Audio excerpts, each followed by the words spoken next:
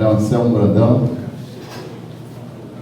eterno comandante-geral da nossa Polícia Militar, como eu costumo dizer carinhosamente para ele, presidente aqui do nosso NEPOM, núcleo espírita da Polícia Militar da Bahia, demais componentes aqui da mesa, deixando ela com um brilho diferenciado, com outras forças aqui presentes, não só aqui na mesa, mas também aqui nesse auditório, que faz com que esse momento demonstre de que a união é que realmente faz a força. E quando essa união, ela vem através da fé, da crença de uma vida após essa, de um propósito dessa nossa existência, isso dá um diferencial sem igual, nos une com um elo tão forte que é inquebrantável.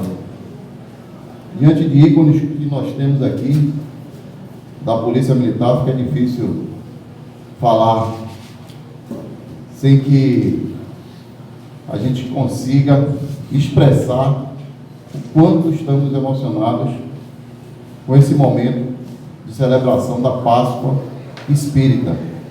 Ainda ontem nós tivemos a celebração da Páscoa dos militares no segmento católico, lá onde temos o Santuário de Irmã Dulce, a nossa primeira santa brasileira, e que era a nossa santa ali tão próxima da Vila Militar, que tivemos, inclusive eu, no meu serviço ativo ainda, no início da carreira, aquela proximidade, aquele ser iluminado que mostrou para a gente, na prática, de que a humildade e o servir ao próximo é o caminho para que a gente possa evoluir espiritualmente. Porque foi para isso que nós viemos aqui neste mundo, para evoluir. E não existe evolução individual, evolução particular. Precisamos dar as mãos uns aos outros, olhar com aquela visão de igualdade. Porque nada material nos coloca acima de ninguém, nos coloca com mais responsabilidade. Então, que o próximo seja visto como uma verdadeira imagem, semblante de Deus, ali presente, pedindo ajuda, pedindo socorro, como ele mesmo disse no Evangelho. Ele está no próximo. Então, toda vez que nós negamos uma ajuda que está ao nosso alcance, é a Deus que nós estamos negando. Mas certamente eu vejo aqui nessa plateia pessoas que estão no caminho certo, no caminho da luz, e estão aqui atrás da palavra para fortalecer a alma, a fé, a união e a paz que tanto precisamos. Que Deus abençoe e conduza os trabalhos de hoje com muita maestria, com muita luz divina. É o que precisamos para a nossa vida. Muito obrigado.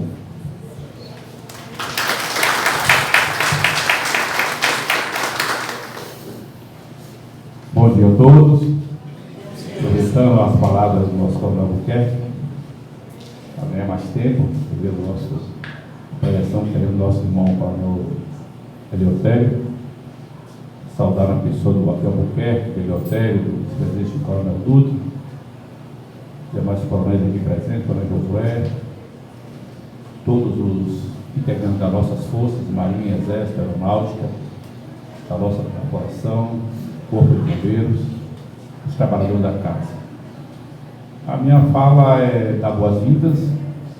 Eu sou presidente dessa casa, uma casa que já existe há 50 anos, quebrando um paradigma nas instituições militares.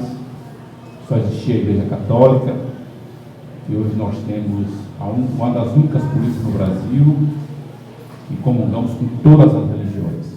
Então nós temos segmentos católicos, segmento católico, português, espírita o segundo, depois de muita resistência, muita resistência. Depois temos segmento evangélico, o terceiro. de matriz africana, nosso NAF. Então, isso prova a nossa pluralidade. E nada melhor do que uma Páscoa, que é um congraçamento, né? De ontem, na segunda-feira, temos uma abertura, e hoje nós estamos aqui, uma polícia militar anfitriã da Páscoa. A religião espírita comemora nesta casa, onde vocês estão convidados. Quem é espírita, mora aqui por perto, nos barris, para frequentá-lo. Nossas atividades é de segunda a sexta, durante o dia, no expediente, e aos sábados nós temos as doutrinárias. E também, alguns dias na semana, nós temos cursos. Não tem um calendário aqui, mas nós temos diversas atividades. Movimento mediúnico, acolhimento, estudo da doutrina, enfim, é uma casa do bem, como diz o Coronel Albuquerque. Aqui se faz o bem, procuramos fazer o bem. E a gente conduz. Eu sou o presidente, eu sou o coordenador, eu o vice e vários colaboradores. Então sejam bem-vindos, muita paz, desejo ao nosso ilustre Coronel Leão Tega uma excelente explanação, que ele traga para nós a notícia da boa nova. Muito obrigado pela presença de todos. Um bom dia.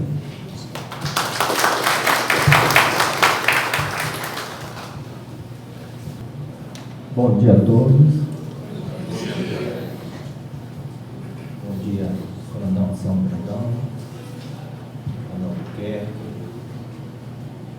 todos os nossos companheiros aqui de mesa que já foram nominados, que já é do conhecimento dos senhores, porque cada um está aqui devidamente acompanhado por suas organizações e estão no lugar certo, porque essa também é uma daquelas casas do caminho e que já se tornou aqui na Bahia uma tradição que nós espíritas, que temos muitas vezes uma vida de trabalhadores e temos ocupação durante a semana, aquele que não puder comparecer ao seu centro entre domingo e segunda-feira, aqui às 16 horas de sábado, é sagrado, é dia de doutrinário. Então esteja à vontade, cada um que está aqui para esse momento. Coronel Dutra, nosso vice aqui da nossa casa, Coronel Josué, companheiro de tantas e tantas jornadas juntos, Coronel Jairo Moreira, que está ali. Você quer sentar aqui, Jairo, perto de Cristina, por favor? Porque você é da casa e é também palestrante espírita.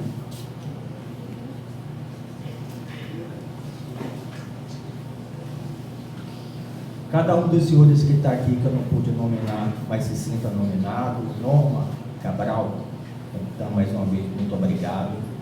E falando dela, eu quero me reportar cada um desses bons companheiros da Polícia Militar que estão na graduação dos praças e dos oficiais, né, que tanto ilustram essa casa, e a funcionária civil Marina, companheira também de tantas as jornadas, viu, que também desse nosso enorme corpo de funcionários dessa instituição nossa, tá? A conversa nossa hoje é uma conversa de um momento muito especial do povo que a gente diz que é o povo de Israel, é o povo que hoje a gente chama de judeus também, tá? E nós somos de uma origem judaica cristã, porque o Espiritismo, em regra até nós, cada um de nós nasceu efetivamente, na maioria, na Igreja Católica, católicos. Depois fomos fazendo outras opções até chegarmos, no nosso caso aqui, de ser espíritas e espíritas. Allan Kardec define muito bem que, primeiramente, nós somos espiritualistas. O universo é de espiritualismo. E contido no espiritualismo tem essa filosofia e ciência, que também tem o tom de ser religião, que é o espiritismo. Então nós estamos todos juntos, mas tem uma questão maior que nos une, né? Somos todos cristãos. É verdade isso aqui? Somos todos cristãos? Somos todos seguidores de Cristo. Então a nossa linguagem vai então ficar mais fácil, porque somos todos desse mesmo lugar. E a Páscoa chegou até a gente, né, ao português, que é o nome de Páscoa, mas por uma transliteração mais assim abrangente, Páscoa é passagem, né? Páscoa significa passagem. Passagem que diz respeito a um povo, a uma nação que antes desse momento de Cristo teve pelo menos 2 vezes o infortúnio de ser retirado do seu local de origem, do seu torrão natal. Primeiramente como escravizados na Babilônia e depois escravizados no Egito. Quem se lembra desse momento sabem o quão significante é o dia em que, conduzidos por Moisés, retornaram ao seu lugar de origem. E por conta desse retorno ao lugar de origem, um dia tiveram a ideia de sempre celebrar anualmente o que acontece de lá até aqui, este dia em que eles retornaram ao seu torrão natal. Então esse é o grande significado desse momento. E o significado se tornou maior porque cada um deles que se deslocava da onde tivesse para Jerusalém, a primeira coisa que faziam era, ao se encontrarem, cumprimentarem a todos indistintamente. Então eu quero reservar 3 minutinhos desses que nós temos para conversar, para que a gente faça aqui, pensando naquela Páscoa de lá, também aqui um momento de confraternização, que a gente possa cumprimentar uns aos outros, identificar, saber quem é, e terminados os 3 minutos eu retorno a falar.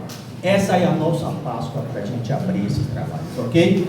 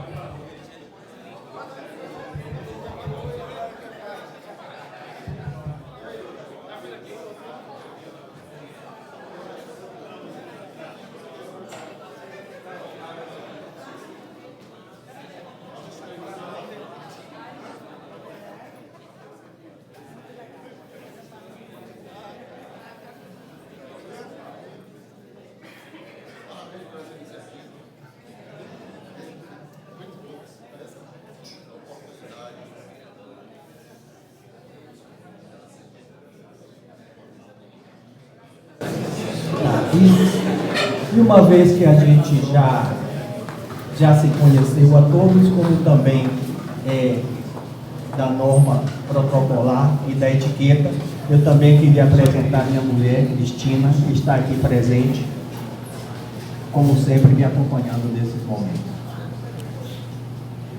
Então, nós falávamos que Jesus Cristo, pelo menos 3 vezes, saiu lá da sua casa em Nazaré.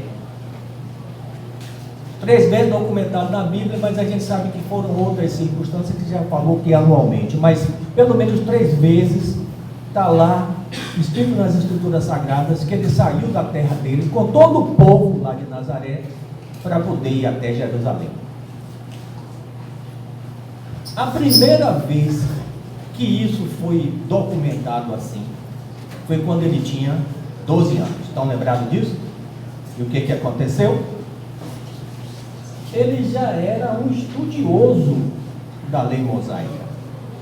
Ele já conhecia a lei mosaica. Como era momento de festa, a família foi para a Páscoa, ia todo mundo junto, e depois todo mundo junto voltava, cada um para os seus cantos, e aí a família dele voltava para Nazaré. Só que, como era muita gente ligada, familiar, então as crianças eram tomadas, todas as pessoas tomavam conta das crianças. Então, às vezes, os pais ficavam mais despreocupados. Ao retornarem para Nazaré, só chegando em Nazaré, e 3 dias depois se deram conta que Jesus ficou em Jerusalém. Aí aquela agonia de pai e mãe, né? Pegar e vamos a Jerusalém buscar Jesus. E ao chegar lá em Jerusalém, encontraram ele dentro de um templo da sinagoga e, para surpresa, conversando sobre a lei mosaica com os doutores da lei, aos 12 anos. E isso está muito bem documentado na história.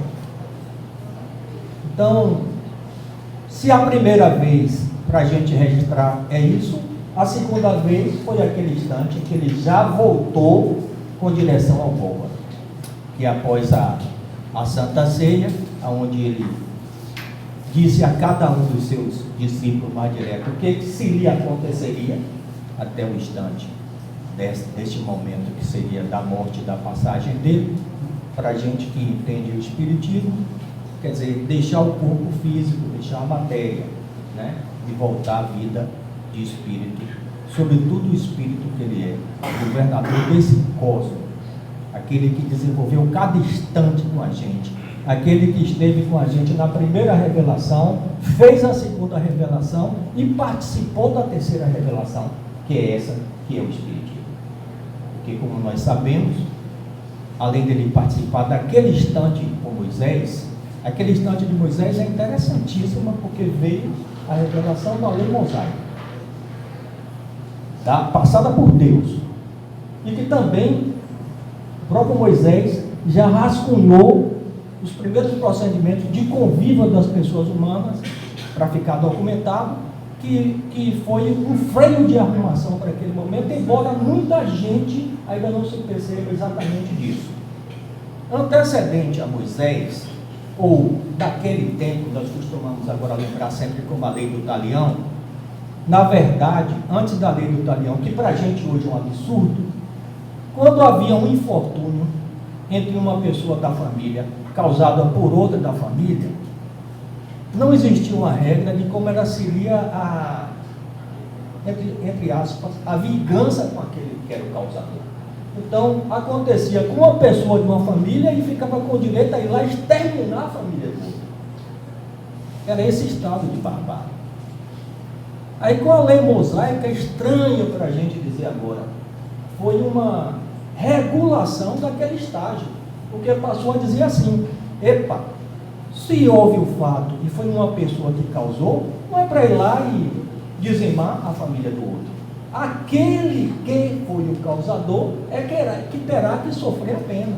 Aí está lá dizendo, se foi um braço, corta o braço, se foi um olho, corta o braço. Então, isso que ainda é barbárie hoje, naquele tempo foi feito de arrumação, foi passar de um estágio que era muito mais abrangente do ponto de vista dessa situação, para ter uma situação mais, digamos assim, regulada sobre isso. Que Jesus estava lá presente quando tudo isso aconteceu para Gonzaga. Depois ele vem e ele próprio conduz tudo e ele passa para a gente essa ideia de novo tempo, essa ideia de é chegado um novo tempo, aonde ele substitui todo esse estágio antecedente a isso, para dizer que a partir de agora a lei maior de todas seria a lei do amor, e que cada um teria que se reconhecer no outro, essa pessoa que lhe passa a imagem do que é o amor.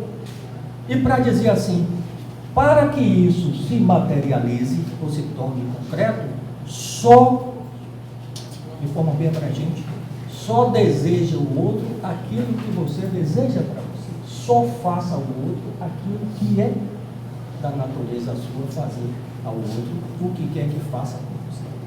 Aí é freio de arrumação total.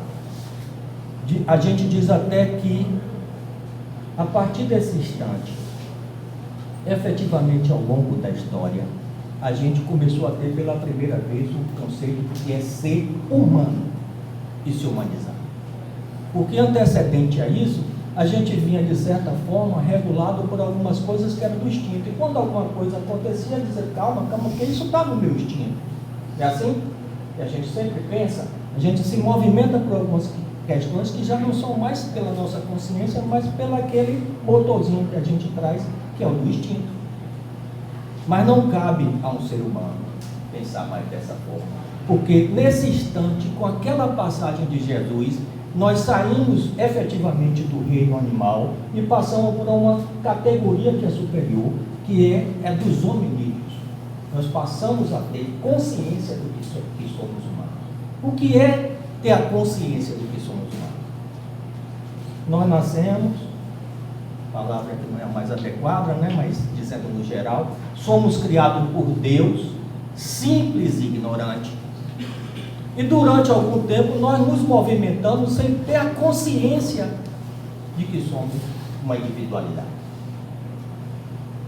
Chega a uma certa altura desse meu percurso, aí eu adquiro essa consciência de que eu sou um indivíduo, eu sou uma pessoa, eu sou um ser que tem personalidade.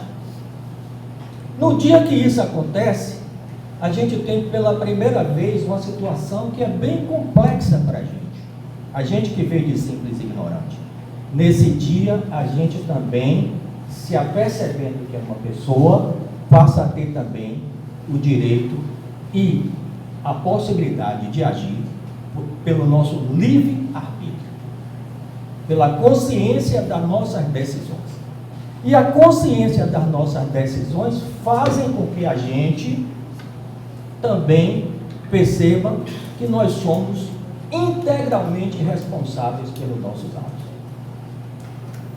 A gente até diz a boca pequena dos espíritos que não é possível um espírita errar sem culpa. Por isso é que um espírita dificilmente ao errar, a primeira coisa que faz é apontar alguém como sendo o culpado pelo erro. Porque essa consciência nós temos, nós desenvolvemos, nós cultuamos essa questão da responsabilidade dos nossos atos. Tá? Jesus Cristo, ao fazer esse caminho, ele em um momento fez o Sermão da Montanha. Sermão da Montanha, dizer sermão hoje em dia tinha uma palavra pesada, né? Quando ele diz sermão, mas foi uma hora em que ele parou para dizer para a gente isso que André Peixinho consignou nesse livro. O livro é As Bem-aventuranças e Outras Belezas Espirituais, e vale a pena dar uma lida, porque André Peixinho era um ser iluminado. Médico, psicólogo, psiquiatra, espírita, presidente da nossa federação aqui, líder desse movimento que nós pertencemos e que fez a passagem a recente tempo, embora quando nasceu já foi dito para ele que o tempo de vida dele seria curto, porque ele tinha um problema orgânico, um problema do corpo que não leva, de coração, que não levaria tanto tempo. E aí ele viveu cada ano como se fosse o último, e chegou aos 70, por causa dessa fé que ele tinha. E uma das últimas falas que ele fez foi também num desses períodos em que a federação se movimenta para poder fazer essa interligação com a gente. Ele fez uma palestra um dia de quinta-feira de manhã lá no Paulo Estevão e fez a passagem dele no sábado dessa mesma semana. Então era uma pessoa que trazia isso com ele.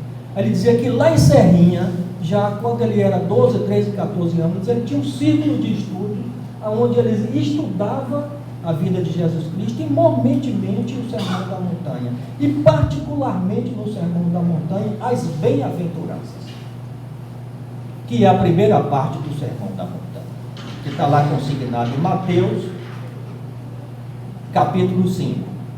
E lá, no Sermão da Montanha, ele diz exatamente qual é o caminho que um ser humano deve procurar seguir para poder chegar até a Deus. Que o livro dos Espíritos diz que a gente evolui, chega num estágio de perfeição, tamanho que a gente quando a gente sente que chegou essa situação, é quando ele está pertinho e consegue ver Deus. Antes é uma trajetória muito grande, Deus é eterno e nós somos imortais. Por conta disso, o nosso ápice é quando a gente chega pertinho e consegue ver Deus. E esse é o destino de cada um de nós. E era esses os estudos que ele fazia. Só que a fala de Jesus é sempre muito para além de algumas possibilidades nossas. Então, quando ele diz assim, bem-aventurados os pobres de espírito, porque deles será. Pronto. Que a gente quer o reino do céu, ninguém tem dúvida. Alguém tem dúvida disso?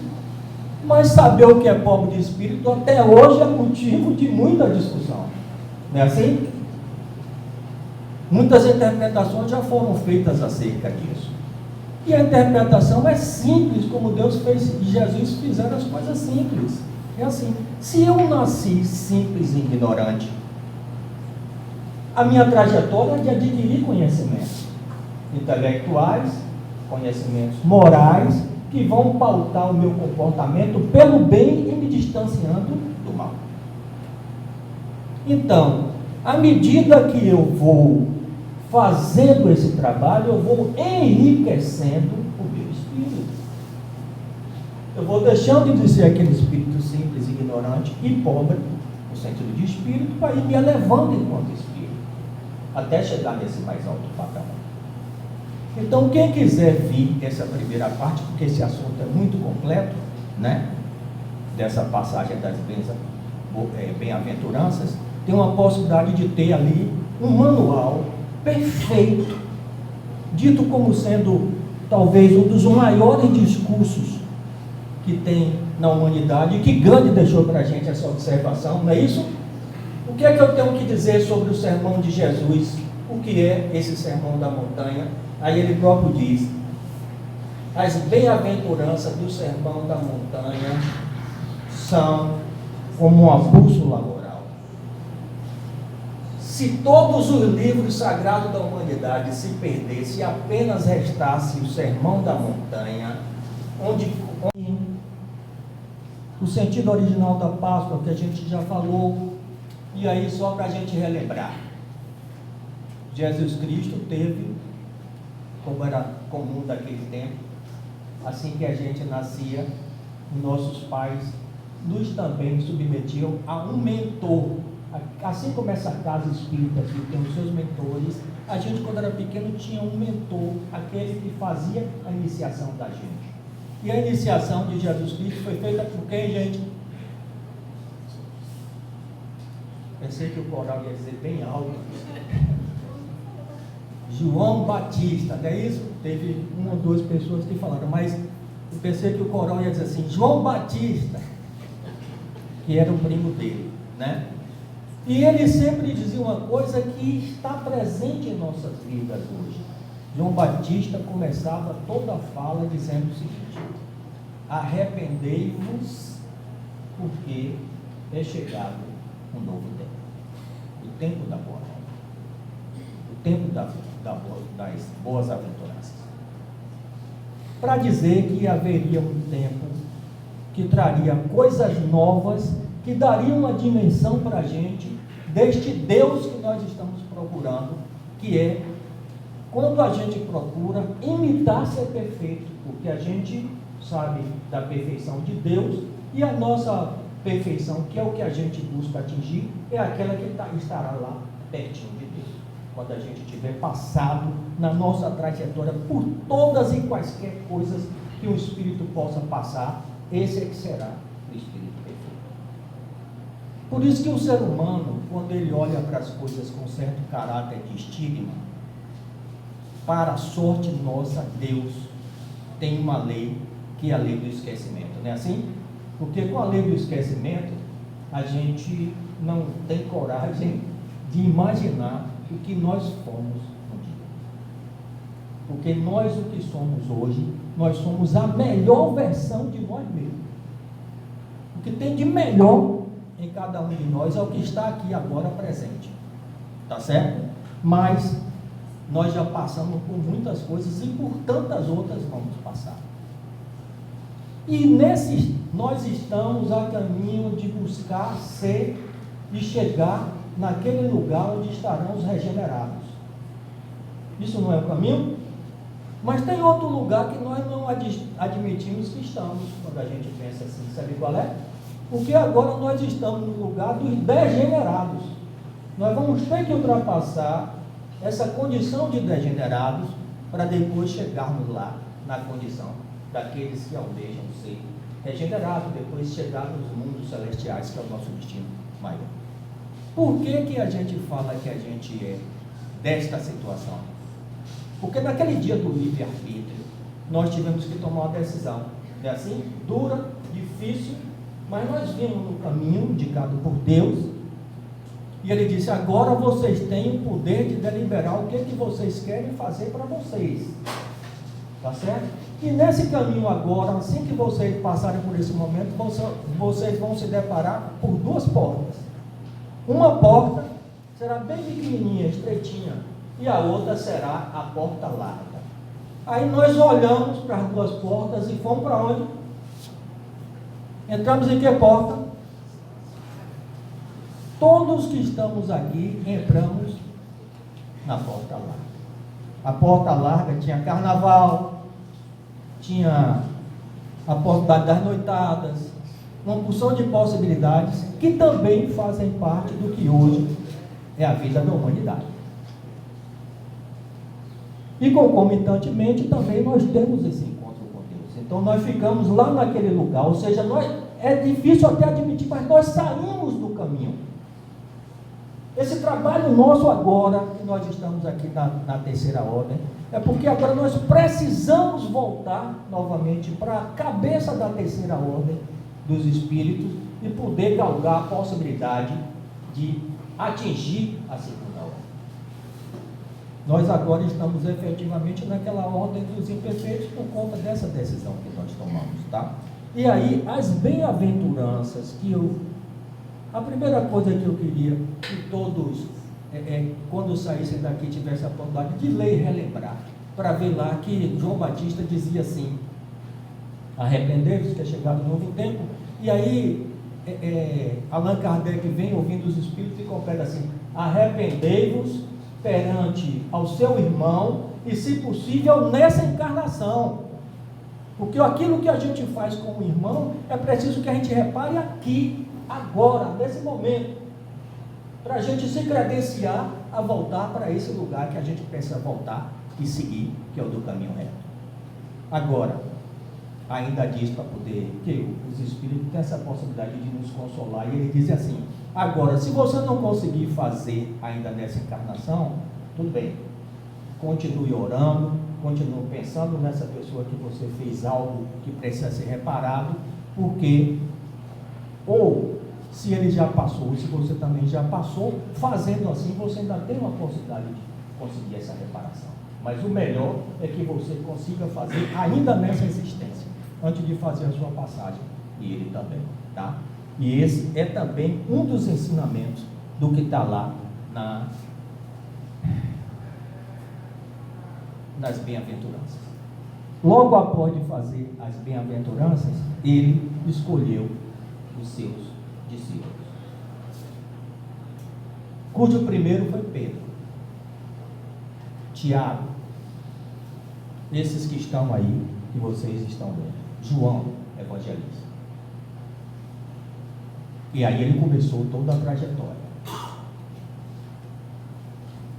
A primeira coisa que ele fez quando chamou cada discípulo dele, hoje é uma impossibilidade para nós, porque ele disse assim: João, me acompanha.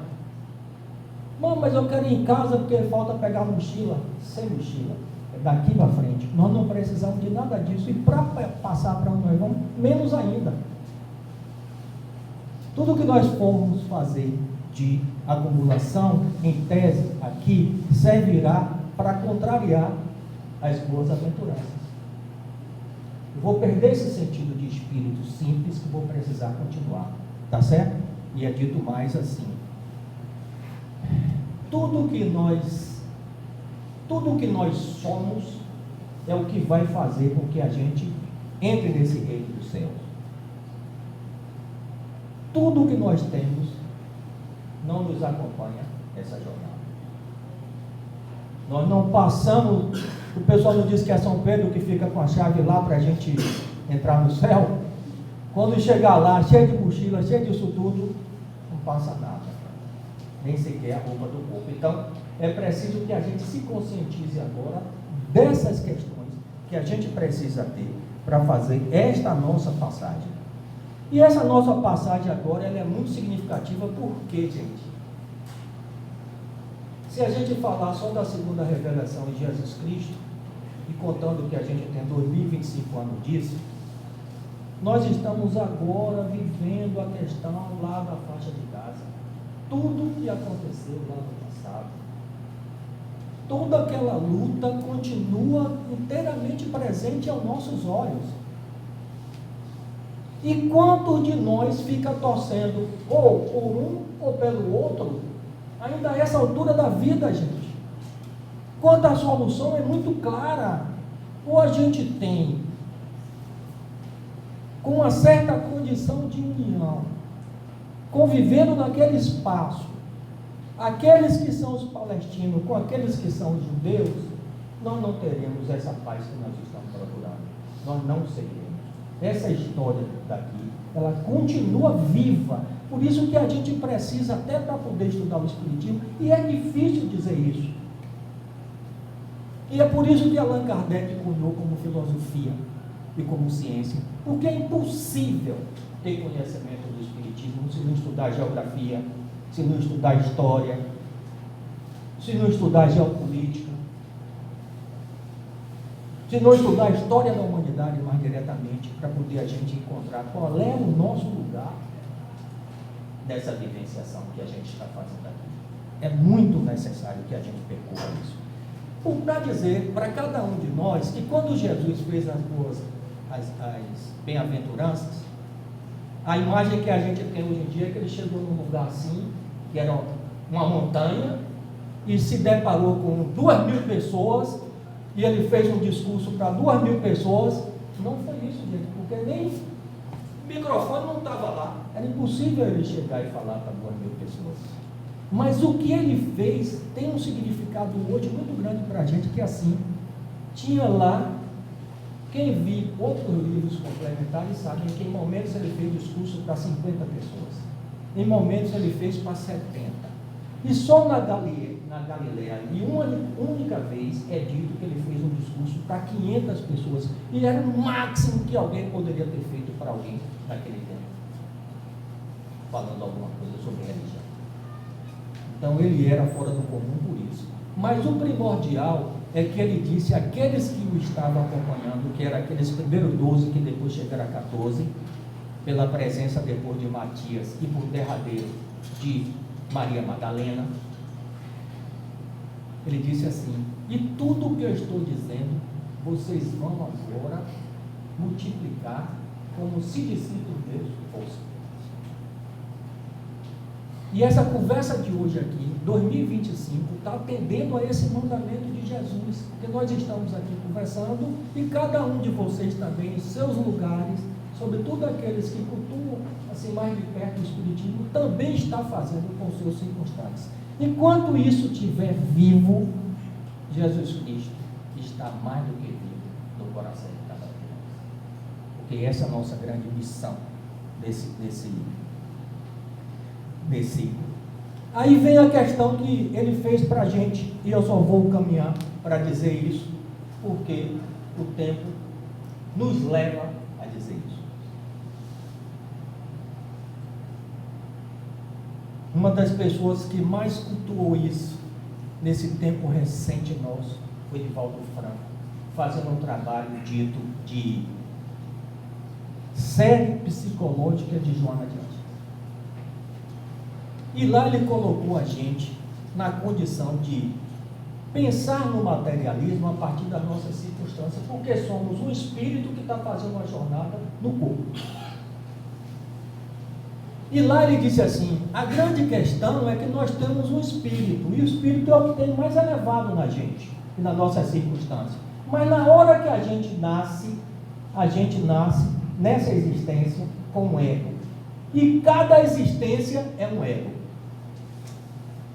Cada vez que a gente nasce é um ego.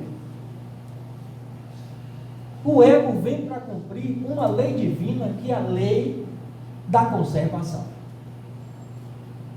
Quando a gente vê um filhinho e meter o dedo da tomada, ele não sai desesperado para poder tirar ele de tomar um choque. E quando toma um choque, que não é para acontecer, mas quando toma um choque, ele não adquire uma ideia de que se meter o dedinho, o que vai acontecer. Aí você vê uma pessoa, mete o dedinho aí, o que ele diz? Nananina não, já sei que aí vem um choque, não é assim que acontece? Então, o ego tem essa função, mas essa função é muito viva para ele, porque só chega ao espírito, na sua condição de consciência, aquilo que passa pelo ego.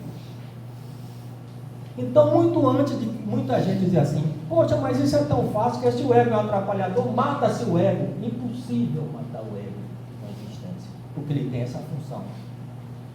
E é por ele que passam as coisas. Mas aí vem a outra circunstância. Por que que a vida do ego é tão desesperadora? Justamente para dizer para a gente que o melhor das boas aventuranças é de que nós somos imortais. É uma segurança. Esse momento diz isso, que nós somos imortais, e prova. Ok? Porque o espírito vai permanecer. O espírito vai permanecer. Quando eu aqui nessa minha existência, eu sou Carlos. Até eu digo, aonde eu chego, que o meu espírito também eu chamo de Carlos. Poderia botar outro nome no espírito, mas eu chamo de Carlos também. O meu espírito vai seguir. Agora eu estou na condição de alma, porque o espírito encarnado tornou um particular de alma. Quando eu faço essa passagem, o ego fica. Perceberam o desespero do ego? O ego é o único que morre nessa minha existência. Perceberam? Porque ele está toda hora cutucando para poder ver se eu chego a 120 anos. O ego trabalha para ver se eu chego a 120 anos. Não já tem gente aí dizendo que um ser humano vai viver 120 anos? É o ego que está falando. E quanto mais eu estiver aqui conservado, o ego vai permanecer. Aí quando eu fizer essa passagem, esse ego desaparece e segue o meu espírito, que é o meu encontro com o divino. Dizendo isso, que ele nos chamou para falar sobre isso, peixinho, e diga-se de passagem, fez isso numa passagem muito legal, que ele diz assim, esse encontro foi com um dos seus discípulos, e esse discípulo só fez chegar do lado de Cristo, e disse todas essas perguntas que a gente está falando, mentalmente, e Jesus Cristo respondeu para ele mentalmente, nem palavra teve nesse discurso, nessa conversa que André Peixinho passa para a gente. E ele diz assim, o caminho de fazer isso é você entender, primeiramente, que o caminho é o do amor puro, que o amor puro é que nos sustenta por ser incondicional. Quem ama, ama de forma incondicional. A gente tem até que modificar uma coisa aqui na Bahia, porque às vezes a gente diz assim: você conhece o Coronel Dutra? Conheço, sim. Meu amigo. Primeira coisa, o ideal é que dissesse: eu sou amigo do Coronel Dutra, que é a única coisa que eu posso garantir. Garantir que o Coronel Dutra é meu amigo já é uma suposição minha, e de certa forma até evada de egoísmo. Eu gosto do Coronel Dutra. Essa é a coisa que eu posso dizer. A segunda coisa é que é bastante difícil a gente dizer assim, e aqui na Bahia é comum, né? Mas tem um sapato grande, não corta o cabelo como eu acho que deveria, e já passo a julgar que a vida dele deva ser a partir do meu olhar. E eu tenho que fazer um olhar desse mundo para cada pessoa com quem eu convivo. Sabendo que a lei é a lei do amor, o que Peixinho nos faz lembrar é que aonde está esse Deus que eu estou procurando? Dentro de mim. Nesse aspecto, efetivamente, eu sou a imagem e semelhança de Deus. Que lá está naquele primeiro quadro que eu coloquei da Capela Sistina, lá de Roma, de Imago Dei. Eu sou efetivamente a semelhança de Deus. E Deus está dentro de mim. Esse é o meu culto de todo dia, que Deus está dentro de mim. Vocês estão lembrados que lá atrás, em Provérbios, só para concluir já diretamente, respondendo a isso, vocês estão lembrados que lá em Provérbios tem uma frase que diz assim: vós sois deuses? Estão lembrados disso? E depois ela ainda faz um reparo sobre isso: vós sois deuses, mas vão morrer. Morrer no sentido da existência, de fazer essa passagem. Está dizendo assim: se fosse uma completude, nós seríamos eternos. Deus é eterno. Para que a gente esteja bem pertinho de Deus, mas sabendo qual é o nosso lugar, nós somos imortais. E é preciso que todo dia a gente tenha essa consciência. A evolução espiritual que nós precisamos é entender que essa nossa caminhada como espírito, cada dia se aperfeiçoando e chegando lá nesse lugar que nós precisamos, é que nós precisamos fazer isso sem ter nem um instante sequer a possibilidade de ser orgulhoso. Porque o orgulho é exatamente o contrário da humildade. E precisamos de nenhuma forma ser egoísta. Porque é uma impossibilidade que o ser humano, sendo egoísta, possa fazer caridade. Caridade também, como a gente falou lá das coisas da Grécia, que a gente falou assim: tal coisa vai nos levar a tal lugar, porque a gente começou lá com a linguagem do aramaico, que passou para o hebraico, que passou para o grego, que passou para o romano, que passou para o português, que chegou até a gente. Então tem algumas palavras que, para a gente conseguir exatamente o significado, teria que ir lá no aramaico para poder entender.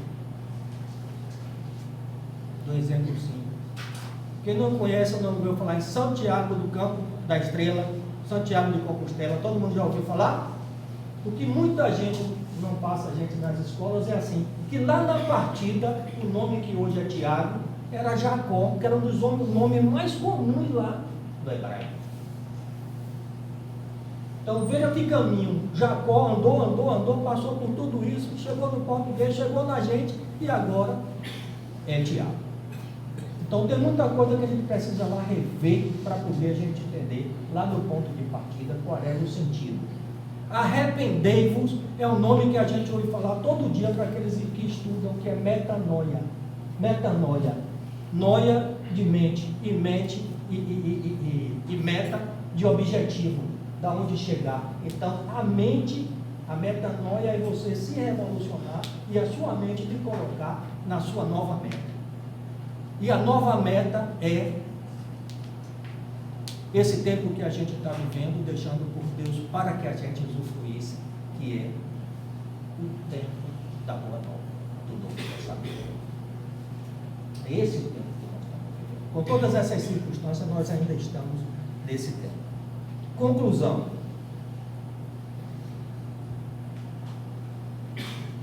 Lá nas boas aventuranças que Peixinho veio trazer para a gente essa possibilidade, despojado do orgulho, que não é fácil, sem nenhum instante cair no cadafalso do egoísmo, que também não é fácil. Nós não estamos falando aqui de coisas fáceis, mas de coisas que nós precisamos fazer para que a gente ultrapasse e consiga chegar naquela condição, ainda aqui nesse momento, e caminhar para esse tão almejado mundo de regeneração. Só o faremos se atravessarmos juntos, conjuntamente, unidos, esse batente que é da gente olhar para uma outra pessoa e o identificar efetivamente como um irmão. Não há outra possibilidade. E um irmão sem que a gente precise pensar de cor, sem que a gente precise pensar de tamanho, sem que a gente precise pensar de religião, sem que a gente precise pensar se um é do norte e o outro é do sul, se um é do Brasil e o outro é da Europa. Quando a gente efetivamente se encontrar e perceber, que é o que é dito ali, que é imanente do coração de cada um de nós, e vir alguém que está perante a gente e identificar como alguém que nos é fraterno e de quem nós somos fraternos, nesse dia nós estamos, se for um certificado ou se for uma carteirinha de habilitação, nesse dia a gente vai estar efetivamente qualificado para esse novo tempo. E aí eu pergunto para vocês, valeu a pena esse encontro? E vocês estão se sentindo habilitados para agora dizer onde chegaram aqui? Primeiramente, onde é que está Deus?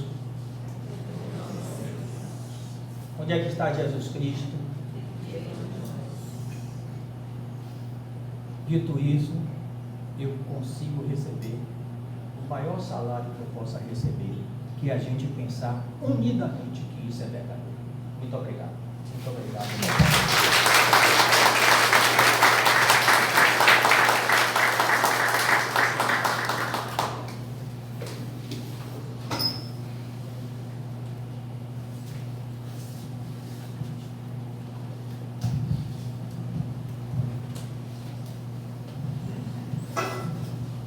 Em nome da casa, em nome do nosso diretor, tomo a iniciativa de agradecer ao Coronel Leotério por essa brilhante informação, dizer a todos que a gente espera que a mensagem que ele transmitiu possa chegar aos nossos corações. Não é fácil, Leotério, transformar, mudar, e a Páscoa é isso, é renovação. Passagem com mudança, passagem com transformação. E transformar exige muito esforço, muito sacrifício, como colocamos na palavra lugar comum, é um lugar comum, que a gente tem a todo momento fazer essas reflexões. Você encerrou muito bem. Onde eu posso encontrar Deus? E às vezes procurando Deus, aquelas coisas que estão tão distantes da gente, principalmente nesse mundo de portas abertas, quando o materialismo é muito forte. Mas a sementinha que ele deixou em todos nós é a consciência de que somos imortais, que estamos de passagem, que a cada dia que passa é uma despedida, que temos que viver o agora. Isso é fantástico. Quando você pensa assim, tudo se transforma. Aí ele diz muito bem aqui, a questão do ego. Ser feliz. O ego é esse ofuscador da nossa evolução. O meu o tempo todo. Que não é assim, é todos nós. Somos todos iguais. Sendo assim, fica o nosso agradecimento. A gente, antes de encerrar com a prece de encerramento, a nossa cerimonialista ali, o coordenador do núcleo, hoje nativa, a capitã Norma, mandou lembrar que o bloco que está na pasta recebida por cada um possui uma pesquisa de satisfação. Apontar aqui o número do celular para o QR Code e dizer se gostou, se não gostou, porque é em cima dessas avaliações que nós planejamos o DPS para as ações. Quando o QR evoluindo aí na tecnologia. Então, pedimos também, ela pede também aqui, né, solicita, para permanecer no auditório, né, para a foto final. O presente todos pudessem acomodar aqui para a gente deixar esse registro. Então, norma daqui para lá, né, como foi feito lá, todos sentados aqui, alguém tira a foto, né, a gente desce, fica ali e aí a foto. Então, vamos lá, gente. Depois da oração.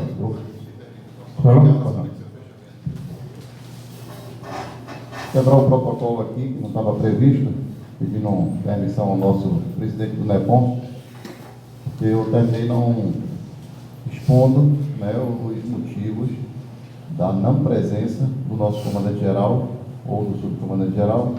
O comandante-geral, ele, sabendo, eu expliquei ontem na Igreja Católica, porque ele também não foi, ele sabendo que não poderia estar em todos os eventos da Páscoa dos Militares, em todos os 4 segmentos que nós temos, ele optou por ir na solenidade de abertura, na segunda-feira, onde todos estavam ali bem representados.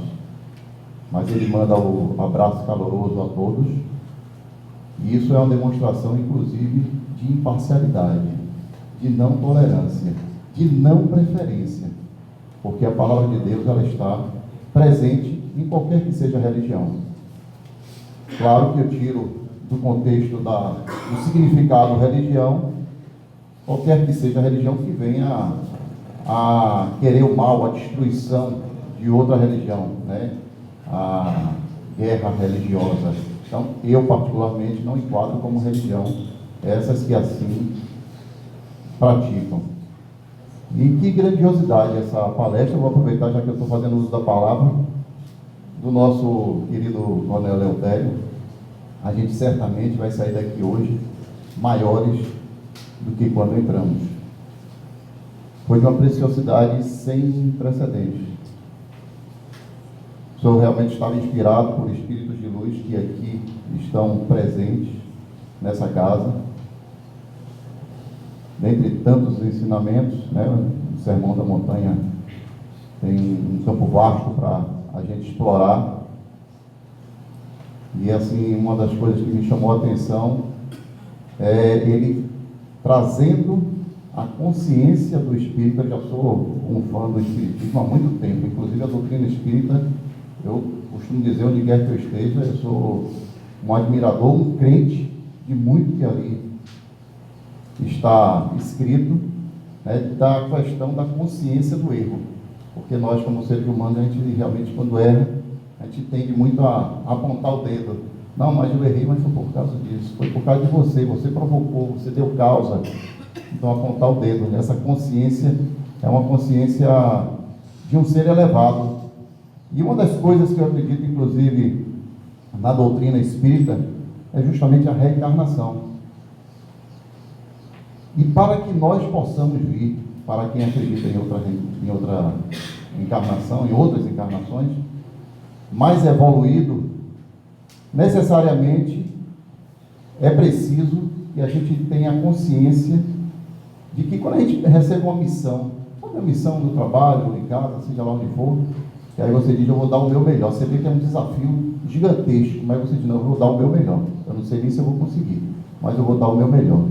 Então, a encarnação como um todo é a gente buscar dar o nosso melhor.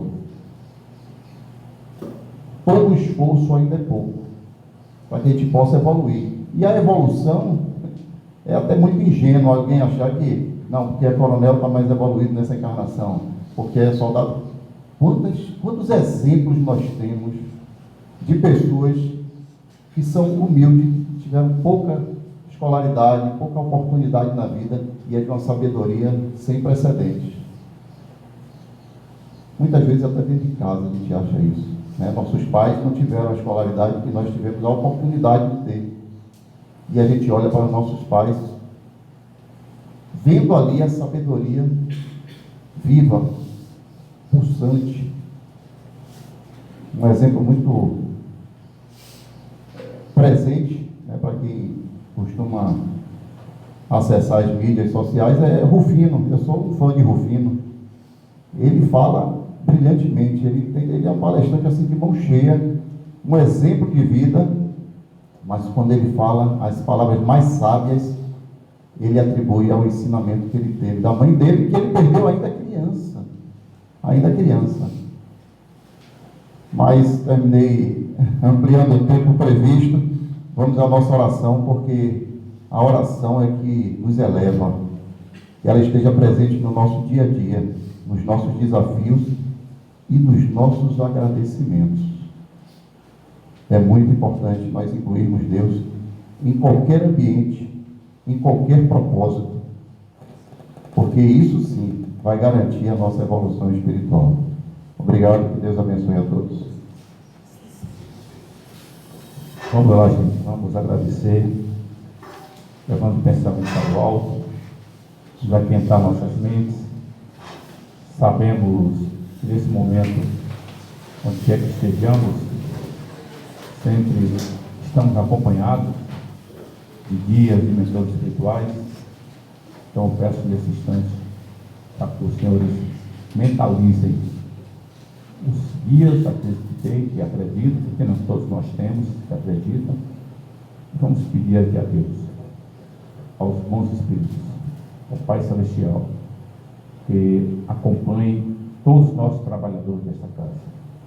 Vamos fazer uma prece para o nosso irmão Coronel Santa Rita, foi citado aqui pelo Coronel Leotério, uma imagem.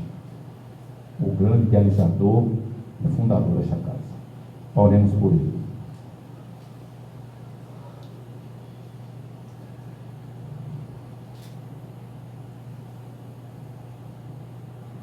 Façamos uma prece para os espíritos que aqui foram trazidos, muitos em estado de necessidade, que aqui receberam os ensinamentos do nosso Coronel Leotério, nossas intenções, do nosso desejo de mudança, que eles possam sair daqui também fortalecidos.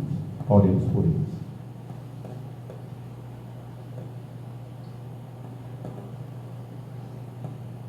Por fim, agradecemos ao Pai Celestial por esse momento, por essa oportunidade de recebermos esses ensinamentos e agirmos como agentes multiplicadores na divulgação e na proposta do bem. Muita paz para todos. Que tenhamos ainda uma semana cheia de luz e prosperidade. Forte abraço a todos.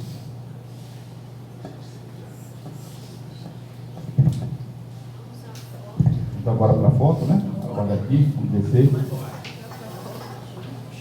pessoal permanece em pé, por favor. Acho que a foto fica melhor. Todo mundo em pé.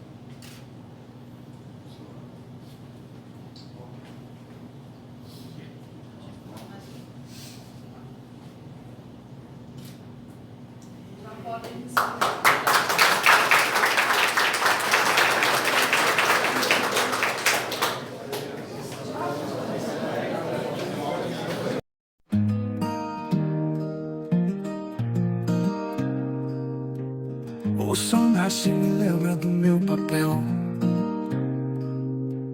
A cada dia um novo ciclo, um novo céu. Com as mãos na terra eu planto meu querer. Renovar o espírito é o que vou fazer. Entre as sombras eu aprendi a caminhar. No silêncio encontro força pra recomeçar. Cada erro é um tijolo pra reconstruir. Meu espírito é o templo que vou ressurgir. Renovação, meu destino é criar. Do caos à luz eu vou transformar. Minha alma grita, meu coração vê. O amanhã me chama, eu vou renascer.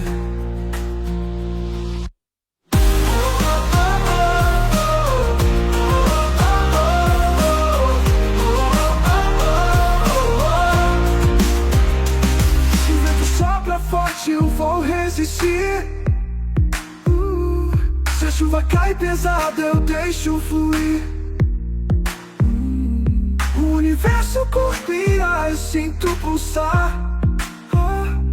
Minha tarefa é viver e sempre me renovar. Olho no espelho e vejo quem já fui. As marcas contam histórias, o tempo conduz. Mas a essência permanece pura e real.